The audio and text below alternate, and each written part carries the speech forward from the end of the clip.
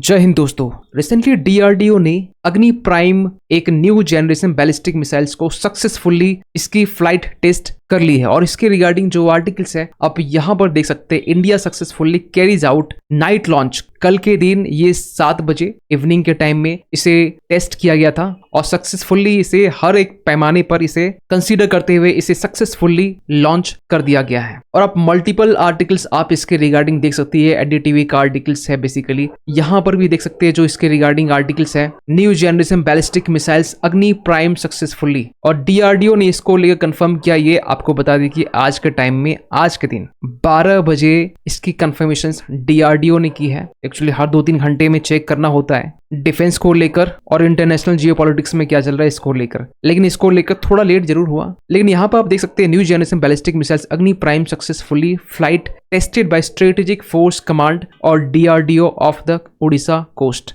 और ये जो है ये अग्नि प्राइम बैलिस्टिक मिसाइल्स है। बैलिस्टिक मिसाइल्स की जो रेंज होती है वो बहुत ज्यादा नहीं होती है। फॉर एग्जांपल कि लास्ट मंथ हमने अग्नि 5 मिसाइल्स को लॉन्च किया था, टेस्ट फायर किया था। इसकी जो रेंज थी ये एक इंटरकॉन्टिनेंटल बैलिस्टिक मिसाइल था। लेकिन ये जो अग्नि प्राइम बैलिस्टिक मिसाइल्स है ये एक नॉर्मल सी एक बैलिस्टिक मिसाइल है जिसकी रेंज 1000 से लेकर 2000 किलोमीटर तक ही है। आप बोलेंगे इसमें कोई खुशी वाली बात नहीं है। एक्चुअली होता ये है कि जब कोई दुश्मन आपके सामने खड़ा हो तो उस वक्त आप तोप यूज नहीं करेंगे, उस वक्त आप छोटे हथियार एक मीडियम रेंज का एक मिसाइल्स वो आप यूज करना पसंद करेंगे। और भारत के कॉन्टेक्स्ट पे ना इंटरकॉन्टिनेंटल बैलिस्टिक मिसाइल्स का यूज बिल्कुल कम है। एक हद तक ये कह सकते हैं कि चाइना का खासकर जो eastern part, north eastern part, वहां के लिए हमें चाहिए थोड़ी बहुत। लेकिन मेजोरिटी ऑफ द हमारे पास जो मिसाइल्स की नीड होगी वो बैलिस्टिक मिसाइल्स की नीड होगी, जैसे पाकिस्तान और चाइना के खतरा को देखते हुए। तो शुरुआत से देखते हैं एक्चुअली हुआ क्या है। देखिए कल के दिन 3 अप्रैल वेंसडे के दिन 7 बजे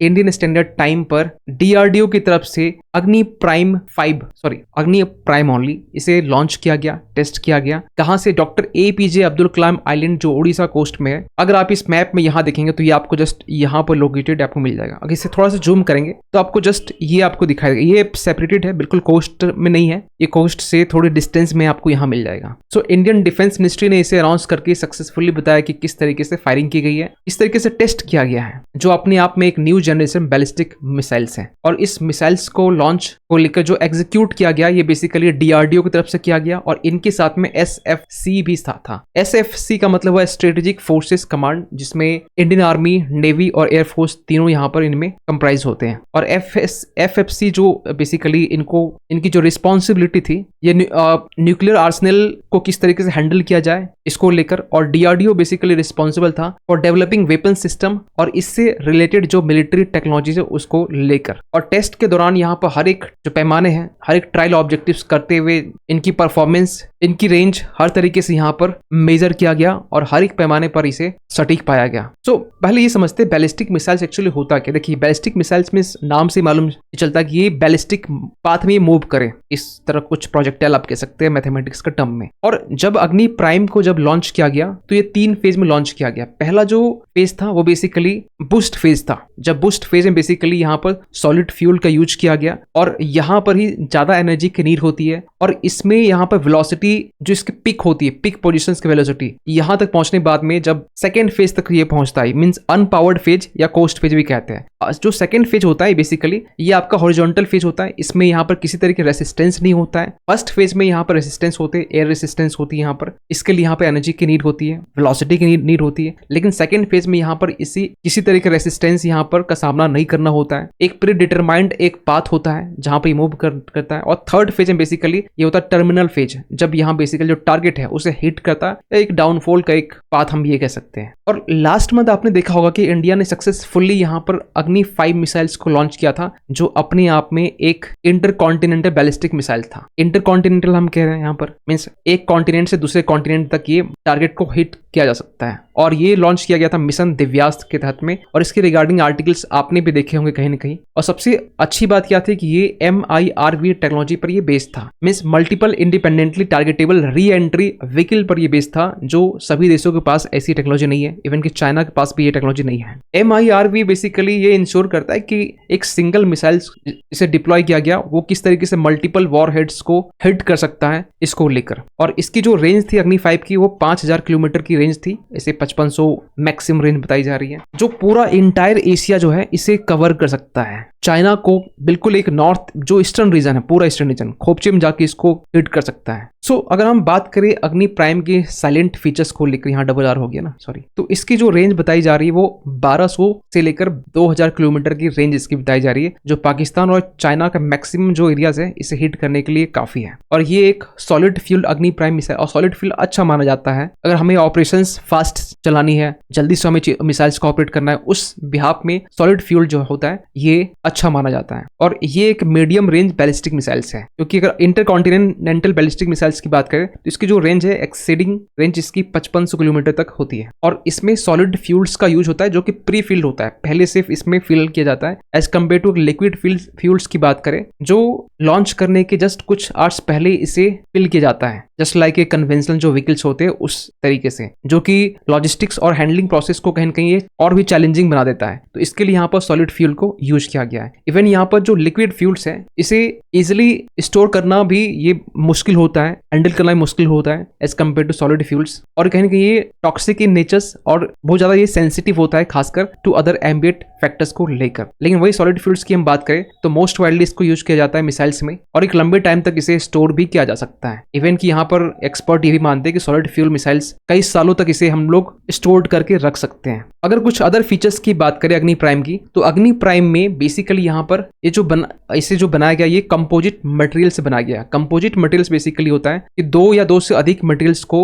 मर्ज करके एक डिफरेंट प्रॉपर्टी जिसकी हो और इसे इस तरीके से प्रोड्यूस किया गया, जिसकी अपनी एक सर्टेन स्पेसिफिक और यूनिक प्रॉपर्टीज होती है खासकर कंपोजिट मटेरियल्स को लेकर। और सबसे अच्छी बात क्या है कि अग्नि प्राइम जो है एक कैनिस्ट्राइज्ड मिसाइल है। कैनिस्ट्राइज्ड मिसाइल्स का मतलब होता है कि ये जो मिसाइल्स है इसे आप इस एक लॉन्च ट्यूब में स्टोर कर सकते हैं। जस्ट एग्जांपल आप समझिए इस इमेज के जरिए, ये आप ट्यूब देख पा रहे होंगे, एक तो होता है नॉर्मल तरीके से ट्रेडिशनल तरीके, जिस तरीके से आप देखते होंगे मिसाइल्स लॉन्च हो रहा है, नीचे धुआं हो रहा है, ठीक, ये हो गया ट्रेडिशनल, ये कल की बातें हैं। आज की जो बातें हैं कि मिसाइल्स को ट्यूब में रखा जाता है, ये कोल्ड भी होता है, ये हॉट भी होता है। और सबसे अच्छी बात क्या है कि इसमें इसको लॉन्च करने के लिए मिनिमल प्रिपरेशंस टाइम की नीड होती है। और जो बाकी मिसाइल्स होते हैं ना जिससे लॉन्च किया जाता है ट्रेडिशनल तरीके से आउटसाइड एनवायरनमेंट में, उस तरीके से अग्नि प्राइम जो मिसाइल्स है ये बिल्कुल अलग है। और अलग क्यों रखा गया फिलहाल कुछ स्लाइड के हम बाद हम डिस्कस करेंगे इसको लेकर। और अच्छी बात क्या है, जब ये लॉन्च किया जाता है तो इसमें जो डस्ट एलिमेंट्स होती है, डेब्रिस होते हैं या फिर अदर जो मटेरियल्स होते हैं, इस कैनिस्टर के जरिए वो अपने आप वो रिड्यूस हो जाता है। इवन की ट्रांसपोर्ट और हैंडलिंग के दौरान यहाँ पर जो डैमेज है वो भी कम दिखाई देता है। और इसके लिए सबसे अच्छी बात क्या है कि मेंटेनेंस भी हमें कम लगानी होती है। इसके अलावा हम बात करें तो प्राइम वेरिएंट में बेसिकली अग्नि मिसाइल्स जो है हमारा एडवांस सेंसर लगा हुआ है, नेविगेशन गाइडेंस सिस्टम जो इनहेंस करेगा जो मिसाइल्स और जो इसके इम्पैक्ट है प्रिसाइजन को लेकर। और अच्छी बात क्या है कि ये एक स्मॉलेस्ट और लाइटेस्ट वेरिएंट है, क्योंकि इसके पहले आप अग्नि 1 से लेकर अग्नि 4, जहां तक हमने फिलहाल अग्नि 1 से लेकर 4 हमने डिप्लॉय कर रखा है, जिसकी रेंज 700 से लेकर 3500 किलोमीटर की रेंज तक है। लेकिन अब तक का सबसे स्मॉलेस्ट और लाइटेस्ट वेरिएंट एक अग्नि प्राइम है। और आज के सिनेरियो को देखते हुए अग्नि प्राइम ज्यादा इंपॉर्टेंट हो जाता है, और ये एक्चुअली रिप्लेस करेगा अग्नि 1 को, जिसकी रेंज 700 किलोमीटर के आसपास बताई जाती है। और क्योंकि इसके पहले हमने पिछले साल की हम बात करें, अग्नि प्राइम एक बैलिस्टिक मिसाइल हमने लॉन्च किया था डीआरडीओ ने उड़ीसा कोस्ट की हम बात करें तो, लेकिन उसके कंपैरिजन में ये अग्नि प्राइम जो न्यू जनरेशन है ये बिल्कुल अलग है, इसके फीचर्स बिल्कुल अलग है। लेकिन आपको बताना चाहते हैं कि अग्नि प्राइम जो है इसकी डेट जो डिसाइड की गई थी ये मार्च में डिसाइड की गई थी, और इसको लेकर हमने एक वीडियो भी बनाया था। हमने आपको कहा था कि 25 मार्च के आसपास में डीआरडीओ इसे बे ऑफ बंगाल में इसे लॉन्च करने वाली है। लेकिन एक्चुअली हुआ ये कि पिछले कुछ वीक से चाइनीज स्पाई शिप, चाइनीज जो जासूसी जहाज है वो इंडियन ओशन में देखे गए, एक नहीं दो नहीं, करीब करीब 4 चाइनीज वेसल्स जो स्पाई शिप है वो देखे गए। और सबसे अजीब बात क्या है, एक तो यहाँ पर देखा गया सुंदा स्ट्रेट के पास में, और ये जो है ना युआन वांग 3 आप ये जो देख पा रहे हैं, ये कहा जाता है Chinese satellite and missile tracking ship, है, ये चलता फिरता एक लेबोरेटरी है। ये किसी भी सबमरीन की जो सिग्नेचर है ना उसे वो ट्रैक कर सकता है। और हम लोग जस्ट इसके ऊपर में बे ऑफ बंगाल में हम लोग इसे लॉन्च करने वाले थे अग्नि प्राइम को। इसको लेकर यहाँ पर कुछ टाइम डिले भी किया गया। इवन की जियांग यांग होंग 3 जो मालदीव्स पहुंचा था, जियांग यांग होंग 1 जो कि जस्ट मालदीव्स के ऊपर में ये टाइम थोड़ा ईस्ट में देखे तो यहाँ आप देख सकते हैं, और डायांग हो, ये 4 ऐसे स्पाई शिप हैं जो चाइनीज जो एक लंबे टाइम से मंडरा रहे हैं। और ये पहली बार नहीं है, पिछले साल भी देखे तो इस टाइम पिछले साल भी कुछ 1-2 के आसपास में इंडियन ओशन में मंडरा रहे थे। और ये डर जरूरी है, ये डरना होना चाहिए। सबसे बड़ा क्वेश्चन निकलता है व्हाई इट्स मैटर क्यों करता है? क्योंकि अग्नि प्राइम जो है हमारे आर्म्ड फोर्सेस एक एक्सीलेंट, एक एडवांस वर्जन, एक एडवांस वेरिएंट अग्नि प्राइम का ये मल्टीप्लाई होने वाला है जो हॉस्टाइल बैलिस्टिक मिसाइल्स के थ्रेट को न्यूट्रलाइज और इंगेज करने की एक इंपॉर्टेंट रोल प्ले कर सकता है। और इस तरीके से हम लोग भारत जो एलिट क्लब है ऑफ नेशंस का उसमें शामिल हो चुका है, और जो कैपेबिलिटीज है और वो दिन प्रतिदिन कहीं ना कहीं बढ़ती जा रही है। और फाइनली यहाँ पर देख सकते हैं India has been developing capabilities to intercept hostile ballistic missiles both inside और outside the earth atmosphere limit. चाहे आउटसाइड की बात करें या इनसाइड की बात करें, दोनों में हमारी जो डिफेंस है, हमारी जो कैपेबिलिटीज है आज के टाइम में सक्षम मानी जाती है। और इससे कहीं ना कहीं ना जो स्ट्रेटेजिक डेटरेंस की हम बात करते हैं वो भी बूस्ट होगा। इससे जो चाइना के अंदर जो डेटरेंस है, पाकिस्तान तो पहले से डरा हुआ है, तो इसके लिए अग्नि प्राइम जो है ये एक इंपॉर्टेंट रोल प्ले कर सकता है डेटरेंस क्रिएट करने के लिए। और चाइना को इस बात का डर है, अगर डर नहीं होता तो आप खुद सोचिए, चाइना की जो डिफेंस बजट है वो 2015 के कंपैरिजन में, आप ये छोड़ दीजिए, आप भारत के से अगर कंपेयर करें तो भारत का जो रिसेंटली इंटरिम बजट जो अनाउंस किया गया उसमें $75 बिलियन का इस बार एलोकेशन किया गया। लेकिन इसके 3 टाइम्स ज्यादा जो है चाइना डिफेंस बजट में अलोकेट कर रहा है, 3 टाइम्स ज्यादा। अगर हम थोड़ा चाइनीज डिफेंस से ही कंपेयर करें तो 2015 में चाइना की जो डिफेंस बजट थी वो उसके कंपैरिजन में डबल हो चुका है। मतलब आज के टाइम में 200 बिलियन के राउंड है, तो 2015 के टाइम में 100 बिलियन था। सो यस, डेफिनेटली इंडिया को और डिफेंस बजट में अलोकेट करने की नीड है, क्योंकि आज के टाइम में चाइना और पाकिस्तान जैसे थ्रेट को देखते हुए और मोहम्मद मोइजू जैसे छोटे आइलैंड जो पड़ोसी देश हैं, अपनी स्ट्रेटेजिक लोकेशंस को चाइना जैसे देशों को यूज करने देना, ये भारत के लिए ऑब्वियसली एक कंसर्निंग बात है। और इसके लिए भारत को हर तरीके से स्ट्रेटेजिक डेटरेंस और भी क्रिएट करने की नीड है आगे आने वाले टाइम में। इसको लेकर आप क्या मानते हैं, कमेंट कीजिएगा। मिलते किसी अगले वीडियो में, तब तक के लिए थैंक यू सो मच।